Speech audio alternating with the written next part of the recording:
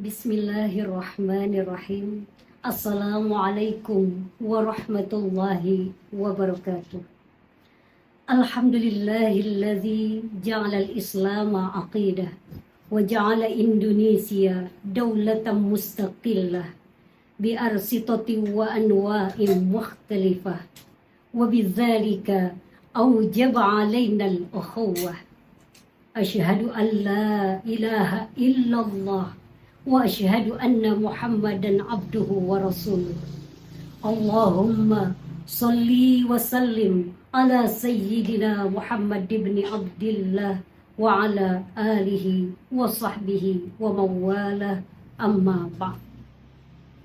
Puji dan syukur marilah kita panjatkan kehadirat Allah Subhanahu wa ta'ala, Zat yang Maha Ghafur, yang telah memberikan kepada kita nikmat panjang umur, sehat badan sekujur, serta negeri Indonesia yang subur dan makmur. Salawat dan salam semoga terus mengalir kepada Nabi Muhammad sallallahu alaihi wasallam, Rasul yang terakhir, yang namanya selalu terukir di hati sanubari orang-orang yang berzikir. Beliau selalu khawatir, takut umatnya masuk neraka sa'ir gara-gara hidupnya banyak dipakai mubazir, apalagi ngadah diri.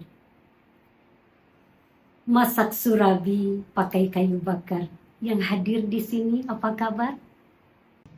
Hadirin rahimakumullah, tidak ada satupun bangsa di dunia ini yang sekomplek dan semajemuk bangsa Indonesia. Karena bangsa Indonesia terdiri dari multi ras, multi suku, multi budaya, multi bahasa, multi agama, dan multi lainnya. 278 juta jiwa penduduk Indonesia, terdiri dari banyak suku bangsa, itulah Indonesia. Ada Sunda, ada Jawa, Aceh, Batak, Padang, dan banyak lagi yang lainnya.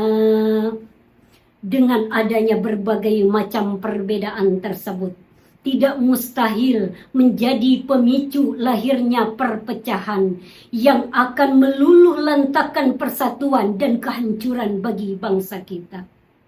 Lantas, apa yang harus kita lakukan untuk memanage perbedaan tersebut sehingga masyarakat kita bisa tetap hidup damai, tentram, berdampingan tanpa ada perselisihan yang berarti?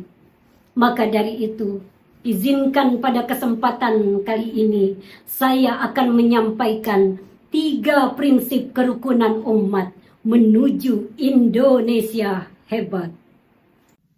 Yang pertama, tanamkan keimanan. Saudara-saudaraku sebangsa dan setanah air, yakinkan dengan sepenuh hati bahwa Allah Subhanahu wa ta'ala lah yang telah menjadikan negeri Indonesia beraneka suku, ras, budaya, dan agama. Jadi perbedaan yang ada di negeri kita adalah karena kehendak Allah Subhanahu wa ta'ala. Kita semua yakin bahwa Allah Subhanahu wa ta'ala adalah Tuhan yang Maha Kuasa. Segala apapun mampu Allah lakukan dengan mudahnya.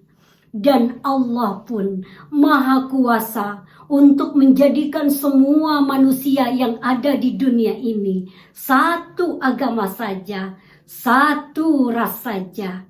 Tetapi kenapa ada agama Islam? Kenapa ada agama Kristen, agama Hindu, agama Buddha, dan agama-agama lainnya?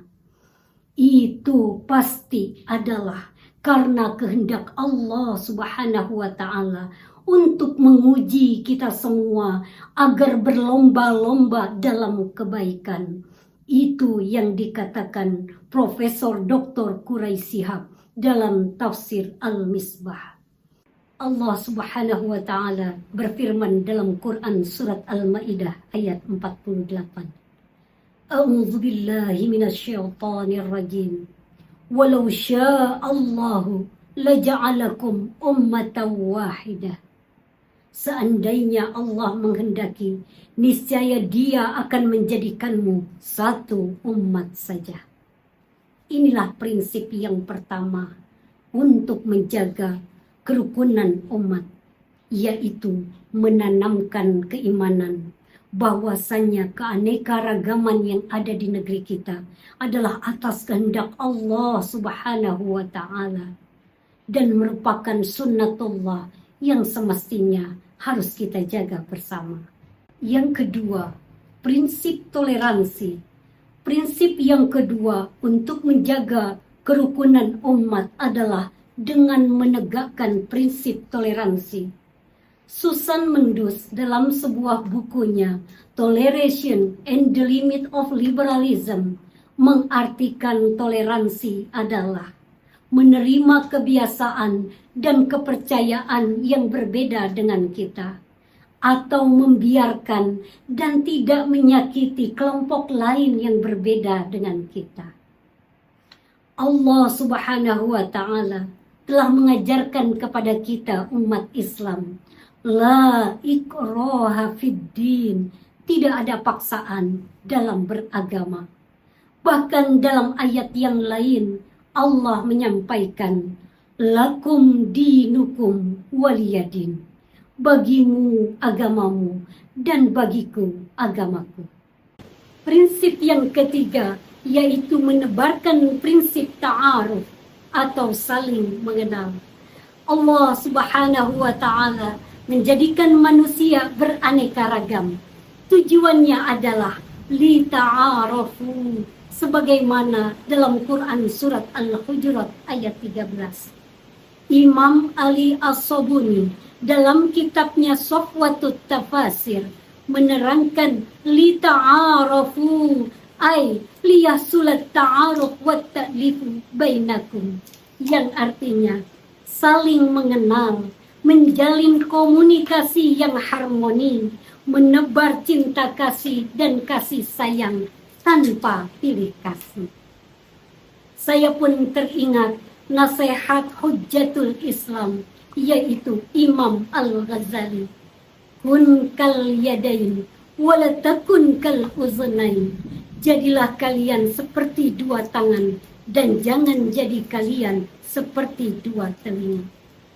Maka dari itu, wahai saudara-saudaraku sebangsa dan setanah air, marilah mulai saat ini kita satukan gerak, seragamkan langkah, kita saling mengenal, kita saling menghormati, kita saling melengkapi, kita bekerja sama agar tercipta energi yang luar biasa untuk menjadikan kerukunan umat sehingga Indonesia hebat dapat terwujud. Demikian yang dapat saya sampaikan, mudah-mudahan memberikan manfaat untuk bangsa kita. Ya Nabi salamun alaik, Ya Rasul salamun alaik, Ya Habib salamun alaik, salawatullahi alaik. Negeri kita Indonesia, beragam suku agama, kita harus saling cinta agar Indonesia jaya. Panen buah di tengah lahan, buah yang ringan harus dipisahkan. Perbedaan merupakan rahmat Tuhan, maka janganlah diperdebatkan. Wallahul muwafiq ila aqwamit thariq. Wassalamualaikum warahmatullahi wabarakatuh.